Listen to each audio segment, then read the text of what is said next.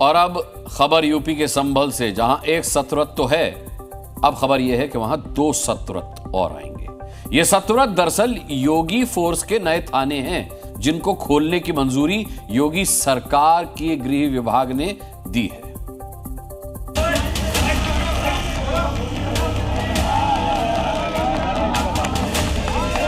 संभल को दोबारा सुलगाने का कोई दुस्साहस न कर सके, इसलिए सतव्रत जैसे 2 और मजबूत किले जल्द ही बनेंगे।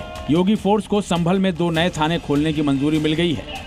गृह विभाग ने नए थाने खोलने के प्रस्ताव को मंजूरी दे दी है। बबराला और रायसत्ती में जल्द ही ये नए थाने खोले जाएंगे, जिसका प्रस्ताव 2 महीने पहले शासन को भेजा गया था।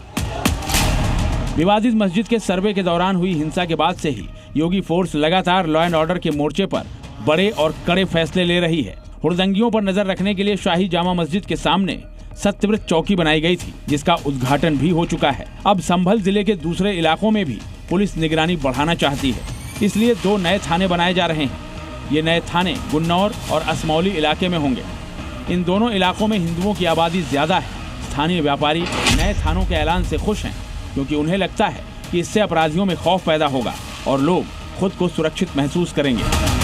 पौराणिक नगरी संभल पर योगी सरकार की खास नजर है, इसलिए काशी, मथुरा, अयोध्या की तरह विकास करने का प्लान तैयार किया गया है। इसके लिए 250 करोड़ के बजट का प्रस्ताव भी भेज दिया गया है। प्रारंभिक चरण में संभल के तीर्थ स्थलों को 24 कोसीय परिक्रमा मार्ग और 73 तीर्थ स्थल और कूपों का जीर्णोद्धार किया जा रहा है। जिस तरह से काशी, मथुरा और अयोध्या जी तीर्थ नगरी है, इसी तरह से संभल भी कल की नगरी है और कल की तीर्थ नगरी भी है।